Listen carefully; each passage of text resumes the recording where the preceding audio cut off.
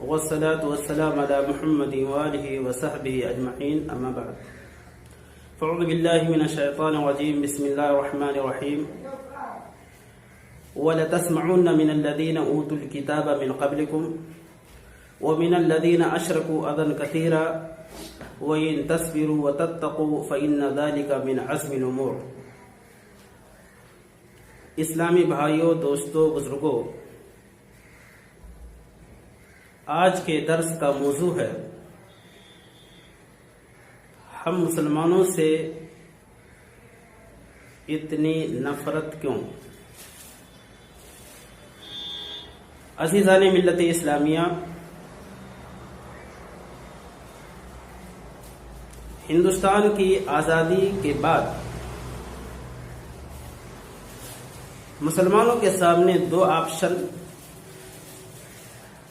ایک آپشن یہ تھا کہ یا تو ہجرت کر کے پاکستان چلے جائیں، دوسرا آپشن یہ تھا کہ جس طرح رہتے تھے اسی طرح سے رہیں، ان کا حق پورے طور پر دیا جائے گا. اس موقع پر مسلمانوں کی ایک بڑی تعداد ہجرت کر کے پاکستان چلی گئی،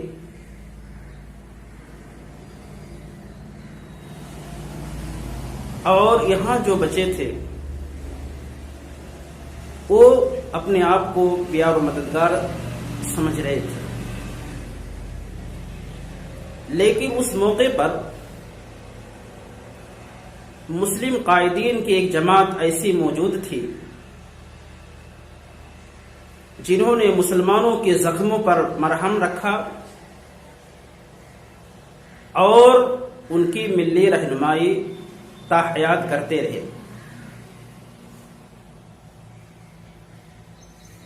لیکن 1970 سے 1980 کے درمیان جب مسلم قائدین ایک کے بعد دیگرے دنیا سے رخصت ہونے لگے، اس موقع پر ہندوستانی مسلمانوں کے سامنے ایک بہت بڑی پریشانی، دشواری قیادت کی آئی. 1969 تک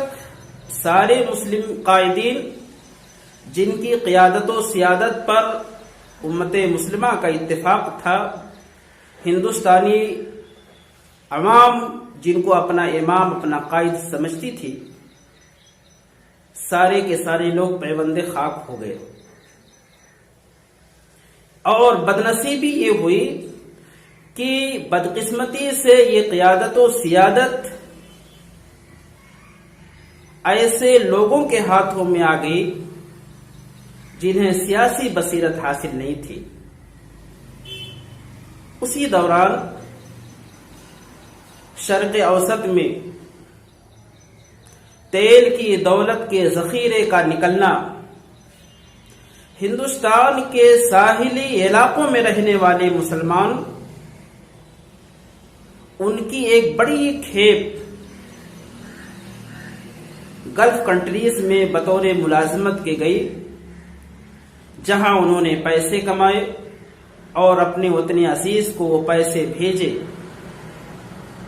اور اس پیسے کو مسلمانوں کی تعلیمی پالیسی میں لگایا گیا. ایک پہلو ہے. لیکن 1947 کے بعد سے 1970 عیسوی تک مسلمان نہ مذہبی طور پر متفق ہو سکے، نہ سیاسی طور پر مضبوط ہو سکے، اور نہ ہی متحدہ کوئی ان کا ایسا موقف بنا کہ ہم سب مل کر کے فلاح کو اپنا قائد و رہنما مان لیتے ہیں. 1980 سے 1990 کے درمیان مسلمانوں کے سامنے ایسے مذہبی اور سیاسی مسائل ہندوستان میں پیش آئے جس سے امت مسلمہ گھبرائی، پریشان ہوئی. لیکن اس موقع پر بھی مسلم رہنماؤں نے ساتھ نہیں دیا، سیکولر پارٹیوں نے بے وفائی کا ثبوت دیا، مسلمان پریشان رہے، حیران رہے،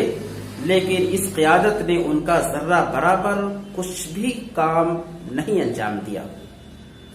لیکن ایسے موقع پر بھی، ایسی صورتحال میں بھی مسلمانوں کی ایک ایسی جماعت تھی جو لوگ انفرادی طور پر مسلمانوں کی ترقی کے لیے، مسلمانوں کے فلاح کے لیے بڑی ہی محنت اور کاوش کے ذریعے سے اپنے مشن میں لگے تھے، اور آج جو ہندوستان میں مسلمانوں کی ترقی ہمیں جو نظر آ رہی ہے معمولی، وہ سب انہی لوگوں کی کوششوں کا نتیجہ ہے۔ بات ہی ختم نہیں ہوتی ہے، یہ سلسلہ، یہ کڑی جب دراز ہوتی ہے، 1990 میں جب ہم قدم رکھتے ہیں تو یہاں ہندوستان کی اکثریت کی قیادت کرنے والے لوگ، ان کا زور بڑھتا ہے، جس کی بنیاد پر بابری مسجد شہید کر دی جاتی ہے۔ بابری مسجد کی شہادت کے بعد ہندوستان کا نقشہ بدل جاتا ہے، ہندوستان کی تصویر بدل دی جاتی ہے،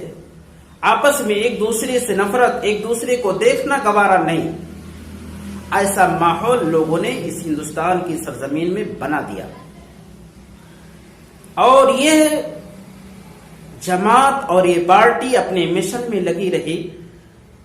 یہاں تک کہ 1996 عیسوی آتے ہوئے اقتدار کی کرسی پر براجمان ہو جاتی ہے، اور 1996 کے بعد مسلسل مختلف شعبوں میں اپنی محنت کو جاری رکھتے ہوئے 2014 آتے آتے اکثریت کے ساتھ مرکزی حکومت کا اقتدار ہاتھوں میں لے لیتے۔ 2014 کے بعد مسلمانوں کے اوپر جو حملے شروع ہوئے وہ بیان سے باہر۔ اب تو حالات 2020 میں حالات ایسے بنا دیے گئے کہ اب مسلمانوں کو اپنے بقا اور اپنے وجود کا مسئلہ چھڑ گیا ہے، جس کی وجہ سے ہر مسلمان پریشان اور خائف نظر آ رہا ہے۔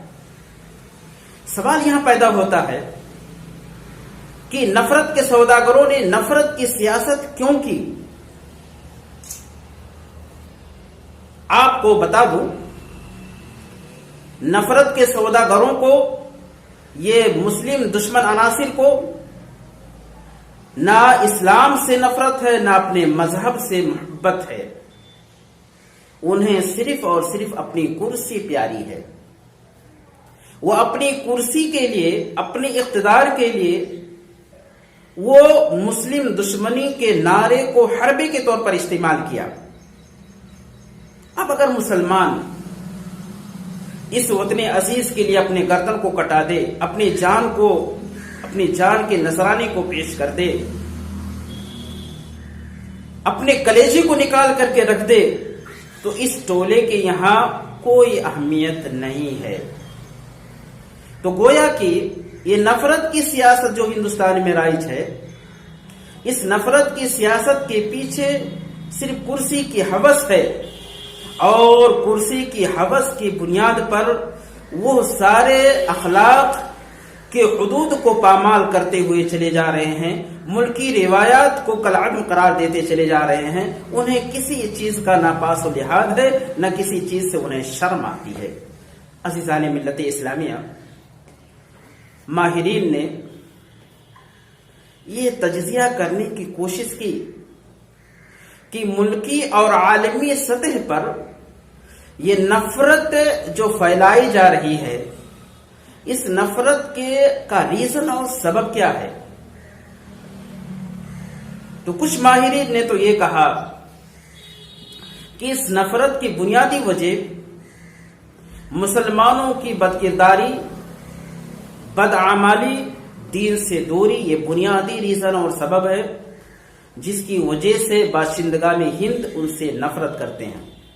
برادران وطن سے نفرت کرتے ہیں، ملکی سطح پر مسلمانوں سے لوگ نفرت کرتے ہیں، ان کے ساتھ معاملہ نہیں کر سکتے، ان کے ساتھ اٹھنا بیٹھنا نہیں چاہتے، ان کے ساتھ لین دین نہیں کرنا چاہتے۔ کیوں؟ کیونکہ ان کی بدعملی نے لوگوں کو متنفر کر دیا ہے۔ وہیں پر کچھ دوسرے لوگوں کی رائے یہ تھی کہ اس نفرت کا بنیادی سبب ان کے سینے میں جو اسلام کے تئیں عناد ہے، ان کے سینے میں جو بغض اور کینہ چھپا ہوا ہے، اس عناد کی بنیاد پر اسلام اور اہل اسلام سے یہ دشمنی رکھتے ہیں۔ آئیے ذرا اس پر غور کرتے ہیں کہ اگر ہم بد کرداری، بدعملی کو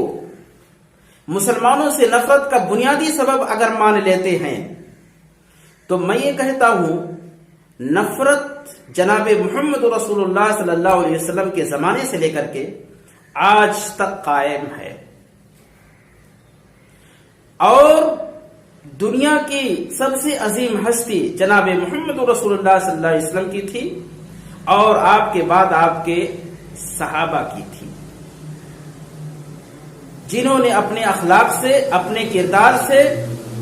دنیا کو ایک اچھا نمونہ دیا ہے، لوگوں کو ایک اچھا راستہ دکھایا ہے۔ اب ایسے لوگوں کے بارے میں اگر ہم یہ کہیں کہ بد کرداری، بدعملی کی بنیاد پر لوگ نفرت کرتے ہیں تو یہ بات درست نہیں ہے، بلکہ بات یہاں پر وہی ہے جو قرآن نے ہمیں بتایا ہے کہ وَلَن تَرْضَ عَنْكَ الْيَهُودُ وَالنَّصَارَىٰ حَتَّىٰ تَتَّبِعَ مِلَّتَهُمْ۔ اے نبی پاک صلی اللہ علیہ وسلم، آپ سے اس وقت یہ یہود و نصارہ خوش نہیں ہو سکتے جب تک کہ ان کے خیموں میں آپ نہ چلے جائیں، ان کے مذہب کو آپ نہ قبول کر لیں۔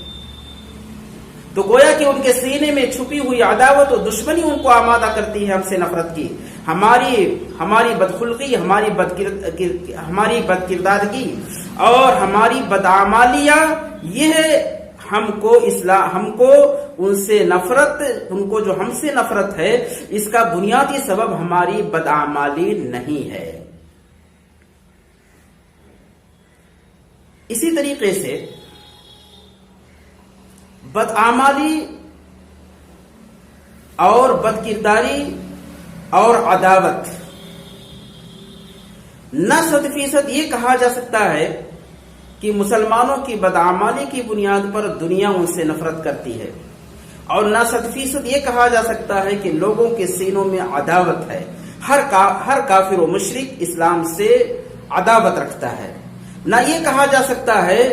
کہ ہماری بدعملی کی بنیاد پر ہر کافر شخص، مشرک انسان ہم سے نفرت کرتا ہے، بلکہ بات دونوں صحیح ہے اپنی جگہ پر۔ کہیں پر لوگ ہماری بدعمالیوں سے نفرت کرتے ہیں، کہیں پر ان کے سینوں میں عداوت و دشمنی ہے جس کی بنیاد پر وہ مسلمانوں سے اور اسلام سے نفرت کرتے ہیں۔ میرے دوستوں اور بزرگوں، مجھے یاد آتی ہے ایک بات کہ 1992 کے بعد جب بابری مسجد جب شہید ہوئی، اس دوران ماحول ہندوستان کا بہت گرم تھا۔ ایک میگزین کا ایڈیٹر لکھتا ہے کہ میں سفر کر رہا تھا، سفر کے لیے جب میں اسٹیشن گیا، وہاں پر پلیٹ فارم پہ کھڑا تھا، ٹرین کے انتظار میں تھا۔ ٹرین آئی، میں چڑھا، دیگر مسافر چڑھے، اور ہر ایک نے سیٹوں پر بیٹھ گیا، ہر شخص سیٹوں پر بیٹھ گیا۔ کہتے ہیں کہ میں بھی ایک سیٹ پایا اور اس پر بیٹھ گیا، لیکن میرے بغل میں ایک غیر مسلم نن مسلم بوڑھا کھڑا تھا۔ میں نے جب اس کی شکل دیکھی تو کہا، چچا جان آپ میری جگہ پر بیٹھ جائیں، اور میں کھڑا ہو جاتا ہوں۔ اس نے کہا نہیں میں نہیں بیٹھ سکتا۔ انہوں نے اصرار کیا کہ نہیں آپ بیٹھ جائیں۔ اس نے کہا نہیں بیٹھ سکتا۔ انہوں نے کہا اگر آپ نہیں بیٹھے تو میں بھی نہیں بیٹھتا۔ وہ بوڑھا شخص سیٹ پر بیٹھتے ہوئے ایک بات کہتا ہے جس پر ہم مسلمانوں کو غور کرنا چاہیے۔ وہ کہتا ہے کہ مسلمانوں سے کہو قرآن پڑھیں۔ گویا کہ اسے کافر اور مشرک کو اس بات کا بخوبی علم ہے کہ اگر یہ مسلمان قرآن پڑھنے لگ جائیں قرآن کی تعلیمات پر عمل کرنے لگ جائیں، قرآن کو سینے سے لگائیں، اپنے سینے میں اتار لیں، تو ان کے اخلاق و کردار بہت اچھے ہو جائیں گے، بہت سنور جائیں گے۔ گویا کہ یہاں پر ہمارے اخلاق کو سامنے رکھ کر کے اس نے ہم کو قرآن پڑھنے کی تلقین کرتا ہے وہ شخص، تو گویا کہ ہمیں اپنے اخلاق کو بھی سنوارنے کی ضرورت ہے، اپنے کردار کو بھی سنوارنے کی ضرورت ہے۔ جہاں ہم سے دنیا نفرت کرتی ہے، یہ نفرت کی بنیادی وجہ، مسلمانوں سے جو نفرت ہو رہی ہے، اس کی بنیادی سبب جہاں عداوت و دشمنی ہے، وہیں پر نفرت کے ایک بنیادی سبب یہ بھی ہے کہ وہ مسلمان، ان کے اخلاق بگڑ گئے ہیں، وہ بد کرداری کے شکار ہو گئے ہیں۔ تو گویا کہ یہ دونوں بنیادی سبب ہے، یہ دونوں بنیادی وجہ ہے جس کی بنیاد پر لوگ مسلمانوں سے نفرت کرتے ہیں۔ اب ہم ان کی عداوت و دشمنی کو ہم تو نکال نہیں سکتے، ہم ان کے ذہنوں سے مٹا نہیں سکتے، لیکن محبت کے پیغام کو تو ہم ان تک پہنچا سکتے ہیں، اپنے اخلاق کو ہم سنوار سکتے ہیں، اپنے اطوار کو ہم بنا سکتے ہیں، ہم اپنی زندگی کو سدھار کر کے ایک اچھا نمونہ ان کے سامنے پیش کر سکتے ہیں۔ اور یہی جناب محمد رسول اللہ صلی اللہ علیہ وسلم نے یہی کیا ہے۔ آپ کی 23 سالہ عرصے نبوت کو اگر باریک بینی سے اس کا جائزہ لیا جائے اور اس کو پڑھا جائے، تو آپ صلی اللہ علیہ وسلم نے اپنے اخلاق سے لوگوں کے دلوں کو جیتا ہے، اور آپ کے خیمے میں جس طرح سے کفار و مشرکین نے آ کر کے پناہ لی تھی، ایسے یہود و نصارہ بھی آپ کے خیمے میں آ کر کے پناہ لینے پر مجبور ہوتے ہیں، جبکہ ان کے سینوں میں عداوت تھی دین کی، ان کے سینے میں نفرت تھی نبی سے، اور ان کے سینے میں نفرت تھی اسلام اور قرآن سے، لیکن اس کے باوجود بھی آ کر کے نبی کے خیمے میں پناہ لینے پر مجبور ہوتے ہیں۔ تو گویا کہ نبی کا اخلاق، نبی کا کردار، نبی کے عادات، نبی کے اطوار اور نبی کا روشن چہرہ ان کو مجبور کرتا تھا کہ نبی کے دامنے عافیت میں آ کر کے پناہ لیں۔ اس لیے میرے دوستوں اور بزرگوں، میں خصوصی طور پر وہ لوگ جو اس راہ کے راہی ہیں، جو غیروں میں برادران وطن کے بیچ میں دعوت کا کام کر رہے ہیں، بڑے ہی خوش نصیب لوگ ہیں، بڑے ہی نیک اور بڑے ہی یعنی مبارکبادی کے وہ مستحق ہیں جو اپنے اوقات کو اپنوں میں بھی اور غیروں کے بیچ تبلیغ میں نکالتے ہیں۔ میرے دوستو، سب سے بہتر انسان، سب سے اچھا انسان وہ ہے جو خیر کی بات لوگوں تک پہنچائے۔ اس لیے عزیزان ملت اسلامیہ، ہمیں گھبرانے کی ضرورت نہیں ہے، بلکہ کیا ہے، یہ ہندوستان کی سرزمین بڑی زرخیز رہی ہے، ذرا لمحوں تو یہ مٹی بڑی زرخیز ہے ساتھی۔ یہ ہندوستان کی سرزمین دعوت کے لیے جس طرح ہمارے اسلاف کے دور میں بڑی زرخیز تھی، آج بھی اس کی زرخیزی باقی ہے۔ ہمیں ضرورت ہے صحیح مواقع کا انتخاب کرنا،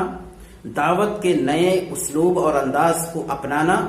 ان کے سینے سے نفرت اور عداوت کو، کدورت کو مٹانا، اور محبت کے جام کو پیش کرنے کی۔ یہی ایک واحد راستہ ہے ہماری بقا کا، ورنہ یاد رکھو 80% جس دن ہمارے خلاف ہو گئے اور ہم دین سے دور رہے، اللہ کے باغی رہے، تو دنیا کی کوئی طاقت ہمیں اور آپ کو نہیں بچا پائے گی۔ اگر ہمیں باقی رہنا ہے ہندوستان میں، تو سب سے پہلے اپنے عقیدے کی فکر کرو، اپنے ایمان کی فکر کرو، اپنے آنے والی نسلوں کو فکر کرو، اور دعوت کے مشن کو تیز سے تیز تر کرو۔ اگر کہیں کوئی بات آتی ہے، کوئی آپ سے نفرت کرتا ہے، کوئی آپ کو گالیاں دیتا ہے، کوئی آپ کو ستاتا ہے، کوئی آپ کو مارتا ہے، تو میرے دوستو بڑے پیار سے اس کو دور کرنے کی ضرورت ہے اور اس کو بھلا دینے کی ضرورت ہے۔ انہی چند کلمات سے اللہ رب العالمین سے دعا کرتا ہوں کہ اللہ رب العالمین